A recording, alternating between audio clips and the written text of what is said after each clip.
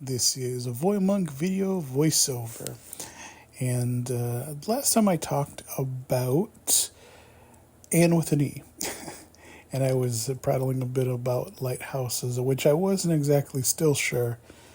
Well, it wasn't sure, and I'm actually still not sure exactly why I was going to talk about that. But that'll probably be in another video voiceover.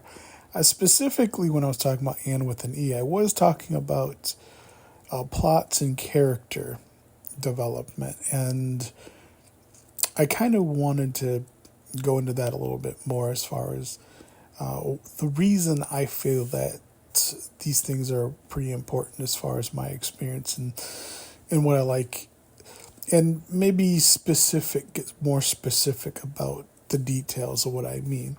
When it comes to a plot, I think there are obviously different ways to tell a story, which is what a plot is. It's the story, right? Sometimes it can be a story that is meant to be fiction. Sometimes it's not fiction or based or inspired by a true story, right? But the thing of it is as I've said from the very beginning, one of the first things I learned to do in radio is know my audience in terms of, because that was part of the study of radio broadcasting. And it probably suits just about anything that has to do with communication, including television and film and lots of other things that have to do with appealing to a mass or a broad audience. But for the most part, when you're telling a story, there's so many different components that go into that in terms of, a lot of it, has to do with psychology. And that psychology has existed, I would say, even well before TV or even radio. It goes all the way back to like Barnum and Bailey Circus and, what were considered freak shows and circus side acts and things like that. Snake oil salesmen, that kind of thing. And for the most part, in order to sell, to speak to audiences, you had to know them. You had to know which audiences that you were speaking to and what it is that they may have specifically wanted. Now, when you speak to mostly different demographics, obviously there's going to be a slight difference in terms of if you're pitching or selling or you're speaking to people. Some conversations and speeches are going to resonate with some, whereas they might not, or completely fall deaf ears on another. Some people kind of personify acting or singing or being in front of people as being a talent, and I definitely would say that it is. Whether some people's views is manufactured or not, I think kind of stands to reason that even if manufactured, even if sometimes put up, I think for the most part, nothing can really ever save a situation or a circumstance if someone isn't where they're supposed to be, and more importantly, that they're faking it. Now, obviously, people can get carried, and sometimes people can, blast out even longer than maybe they ordinarily would because of other elements that are involved. My basic point is that when it comes to plot, when it comes to story and telling a good story, sometimes, and as I mentioned, I'm not a fan of The Godfather. It isn't a story that I like. I don't appreciate it. I don't like the story that's being told. I have seen parts of it. I've seen what people like about it. I understand the technical aspects of it. It's about an Italian family who grew up, and this is from someone who's not actually seen it. So if I get this wrong or any of this wrong, yeah, please leave a comment or whatever. If you have a different take, that's great too. But what I'm basically saying is that it was a story about a man who basically wanted to provide for his family in a world that was ultimately kind of hostile to him in many different ways in terms of the outside looking in type of a story.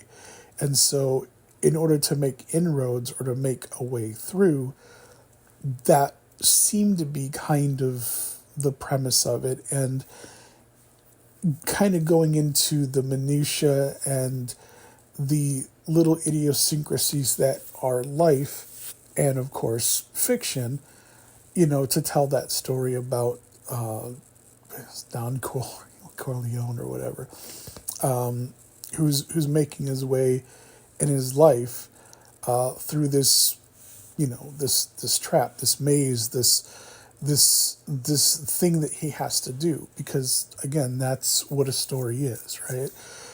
I don't think a story is ever supposed to be perfect. I don't think stories are ever about perfect people.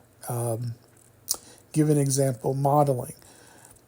If you ever kind of wondered, at least I did back in the 80s and 90s growing up, and even till today, when you see models, isn't it kind of isn't it kind of strange that even back, before, like I said, the current time, I'd say, like I said, the 80s and 90s, when you see people wearing, outfits or whatever on a runway or whatnot, or you see them in magazines, you'll oftentimes see people portrayed in ways that most people probably don't often look, right? I mean, despite, in the size and all that kind of stuff or whatever, but the truth of the matter is when you look at them, you see them in a certain light because they're on a platform. When I say platform, I don't mean it has to be a physical platform. It could be through media, through print, television, or whatever. You're seeing them and you're looking up to them. And I'm saying that kind of in a directional sense, but I mean in a metaphoric sense. You're looking up to them in a way that they are being presented before you. Therefore, your mind kind of instantly goes to, well, maybe this person has some kind of authority, or maybe this person has some kind of status I should be paying attention to, or something like that. At least that's the way I look at it. The truth be told, it's like when you look at models, just like when you look at television, you look at anything that's being put in place before you, I don't think it's necessarily always about what you see as opposed to maybe what you even don't see. I've mentioned Fool Us being a great program that where Penn and Teller basically they critique other magicians who are doing tricks, but they know how the tricks are being done, and speak in a certain code, and sometimes they really are fooled by the person that's coming before them. But nevertheless, it's always a trick, right? I mean, obviously, the sawing a person in half isn't actually happening. There isn't really any medical way to realistically make that happen. But for whatever reason, your mind sees and your eyes see, and sometimes your mind believes. Well, it's the same thing as far as with television or presenting anything else. So the point that I'm making is this, is that while it is, like I said, true that, everyone obviously has their own criticisms, and I'm not making any criticisms or preferences and whatnot, the fact of the matter is that when you're putting together a story, it's very much the same thing. And so how wonderful it is, the content in it of itself is really based on, the observer. However, what I'm talking about when I mean technically, as far as the writing, directing, the acting, and so on, I think those things are pretty much solid and paramount no matter what story it is you're telling.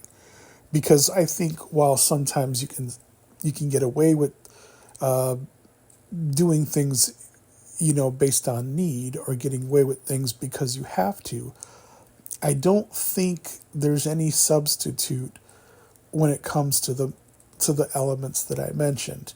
Like I said, acting, writing, and directing. And there's also other things too, like I said, as far as lighting, and as far as, setting, as far as stage sets, and other things that are just as important as well as far as detail. But if you are watching something and you aren't interested in the story, it doesn't really matter how well the story is or how good it's supposed to be or what is taking place. If you don't have an interest to it, you don't have something that captivates you about it, you're not going to watch it, you're probably not going to process it. And more importantly, if the audiences as a whole, like I said, and I'm not preaching, I'm not teaching anything, I'm just saying that just is what my experience has taught me, and through the years, is that you're generally you're not going to have an audience. And so, like I said, obviously The Godfather has an audience, but I don't think that necessarily was what makes it a great film. I think what makes it a great film is those technicals I mentioned: great acting, great writing, great directing. Sometimes you have all three, sometimes you have two out of three, sometimes maybe you only have one out of the three. I don't know if I necessarily quantify that, if I'm describing that correctly, in the same way as entertainment. I think entertainment can be, watching a cat licking its fur. I mean, that could be entertaining you, because otherwise, what else could you be doing, besides maybe watching paint dry or something like that, right? And in some people's, view, that's, maybe similar if they're not interested in the cat licking itself, or cats at all. Maybe they're a dog person. But that entails going to, like I said, your audience. What does your audience want? And keep in mind that knowing your audience, at least for me, in my opinion, and just in my experience, is a telltale sign of what I have described as psychologically manipulation. It's manipulation to obviously have you do something, whether it's, for political reasons. I mean, I'm not talking about just like government and all that kind of stuff, but there are lots of different political reasons. I mean, there's political reasons as far as in work and jobs and sports. I mean, there's all kinds of, and then there's manipulation in terms of trying to get you to buy something, to purchase something, or whatever. It doesn't necessarily mean, I'm not talking about good or bad. The simple point is that story, whether it's to put forward an interesting idea, or it's to placate or, extend an agenda, or sometimes it's just simply about, hey, I've got some stuff on my mind and I want to tell you about it. I mean, but the point is that however the plot comes about, whether it's fiction or nonfiction, whatever, I think those elements have to be in play. And so when I was talking about some of the newer shows that are out, like Matlock, which is a great show, but some of the characters are somewhat lacking. Sometimes they can be generic, at least in my opinion. Sometimes they can be overdone or overrun. Sometimes they can be completely pointless and not at all interesting. And sometimes, as I was mentioning before, they can just be overall badly written, or badly acted, or badly placed by a director in a scene that really wasn't fleshed out, or, didn't have any meaning, or was completely meaningless. And so, like I said, those are the things I'm talking about in terms of plot. And as far as character development, well, I think the character development follows suit in the same way. Characters can be hated. I think wrestling is a perfect example of this. I mean, heels are built on the foundation that without a heel, you can't have a hero, right? I mean, that's more the traditional wrestling as far as putting on a show. But at the same time, if the heel is just someone that is there to be hated, and of course, eventually in some cases, like back in the early days of WWE, thrown away, kind of the flavor of the month, so to speak, well, then, like I said, it doesn't necessarily matter much character development. All you need to do is just establish the presence that this is someone or something to be hated. And I'm saying to you that not saying that's necessarily good or bad. I'm just explaining that now if you're talking about cinema or a show or a movie or a story in that sense, having someone hated just for the sake of hating them, while I think probably maybe some of the best action films and some of the worst are based on kind of two-dimensional characters like villains and whatnot. I think doesn't really necessarily always go over in terms of the long run. And I think there are ways to kind of either fail to develop a character. I think there's ways to not have a character that can be developed because maybe the writing's just not very good. And then there's sometimes things that, in terms of, I think, cliches or holes that can be fallen into. Like, I'll give an example, like the trope, as it said, the brother and sisters who hate each other and fight like cats and dogs, right? I mean, sitcoms were pretty much proliferated with this narrative that if they were brother and sisters, they had to hate each other, and they always had to yell at one another, and they always had to get out of my room, right? And of course, parents were always supposed to be stupid or dumb. They never knew what was going on, even though, some things were blatantly happening right in front of their face. Which is not to say that these situations aren't realistic in nature, but they become tropes because they're things that are, constantly kind of leaned on in terms of character development. Right? It's really, there isn't any development. It's just, okay, she's your brother. He's your brother. She's your sister. So you fight. You don't get along. And your name's Eric and her name is Tina or whatever. And aside from that, what other development is there? I mean, why are they fighting? Why do they specifically not get along? What is the history? I mean, maybe you don't really care because I said that the trope can be tired and whatever. Or maybe it's a cop, right? He's a divorced cop. He's down on his luck. He lives alone, maybe. Maybe his wife is with another man or something like that. And, underneath being a terrible father, he's a hero or something like that. I mean, so, like I said, poorly written characters, poorly acted characters, bad directing, meaning scene placements. I think probably the best example I think I could kind of give is the Justice League movies or even Game of Thrones, which people kind of complained about both quite a bit, to the extent that they released Justice League under a different cut from a different director, or Game of Thrones, where people loved it up until the end, and people seemed to be not necessarily, at least many, too happy about the way that it ended. And so, like I said, as far as that all has to do with direction, but also to do character development. And I think in the in the sense of Game of Thrones, which I didn't watch, but from what I gather, it didn't sound as though it was the acting.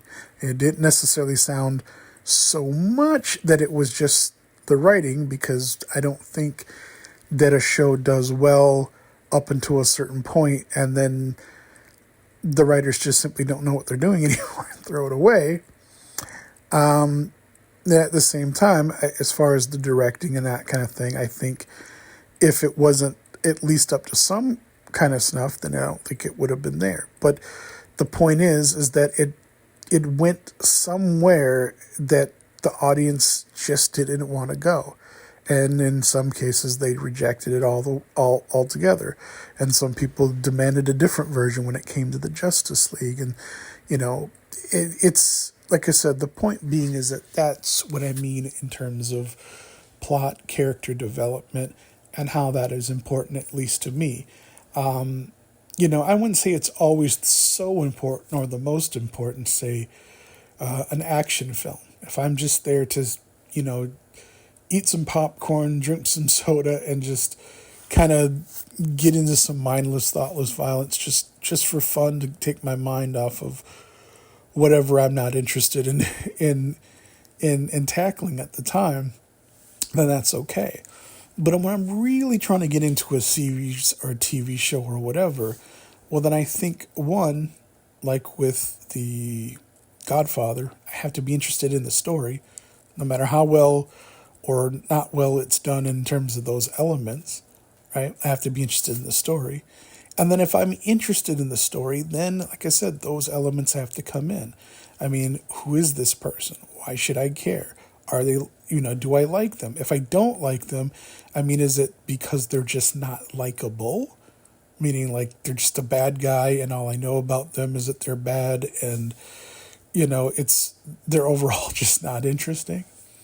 So those are the things that I mentioned in terms of, how those things come into play.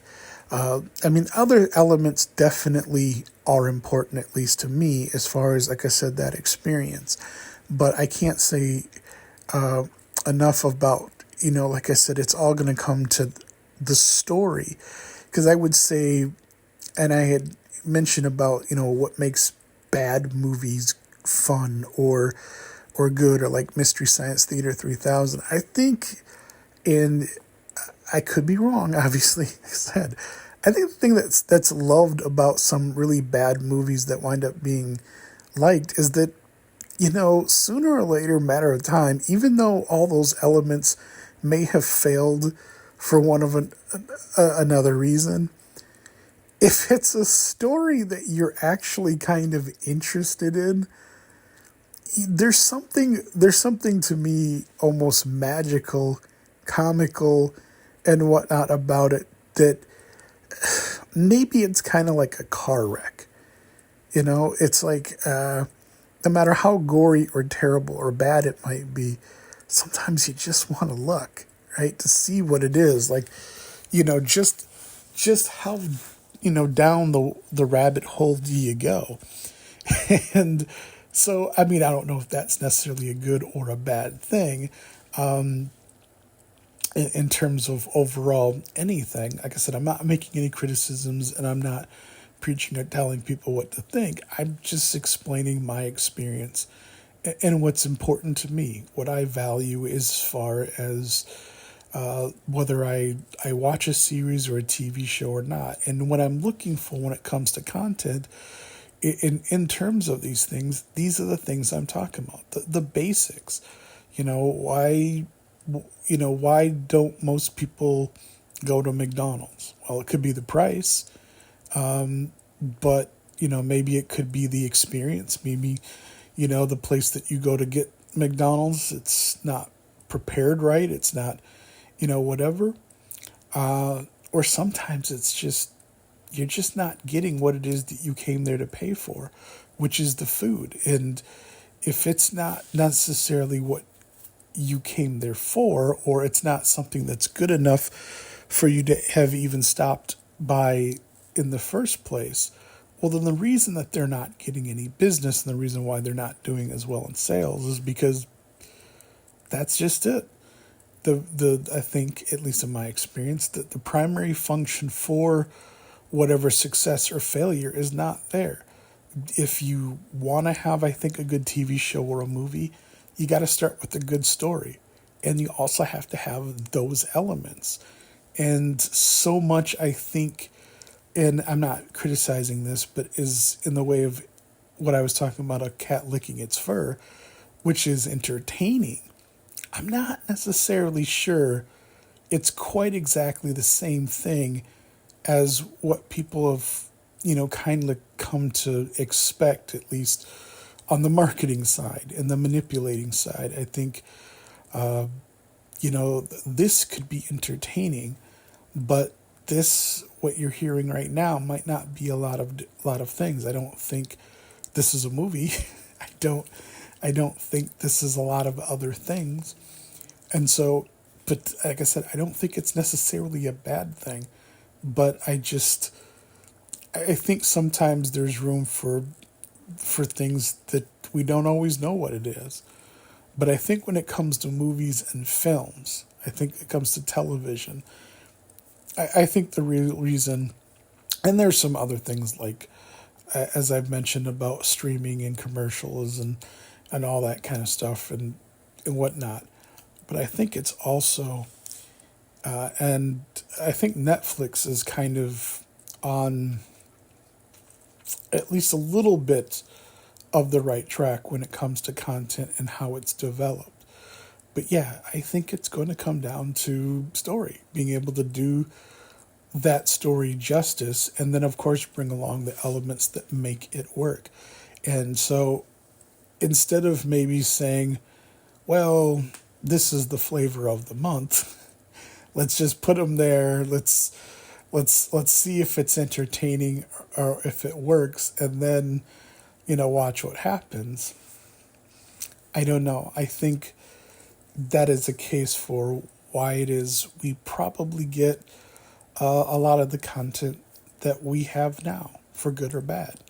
So that's what I wanted to talk about this video voiceover, is that, like I said, I mentioned Anne with an E because, like I said, this was an example of a series I felt did a really great job of that.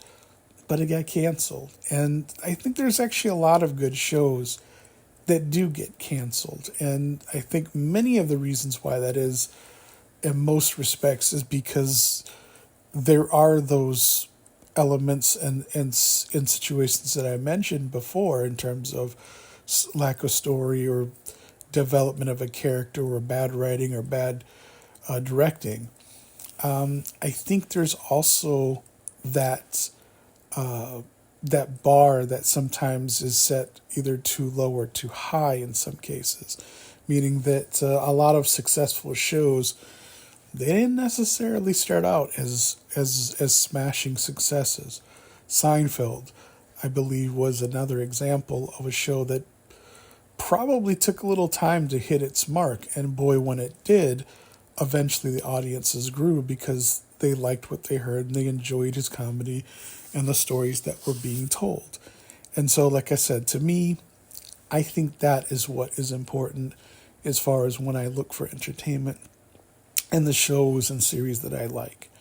And maybe what do you think? What are some of your ideas in terms of if it's not just story, examples of maybe shows that you were once into and you got tuned out of, or shows that you never knew anything about, but you turned on for a time and they were better than you expected. I'd like to hear about your experiences if you're listening to this. And so until next time, take care.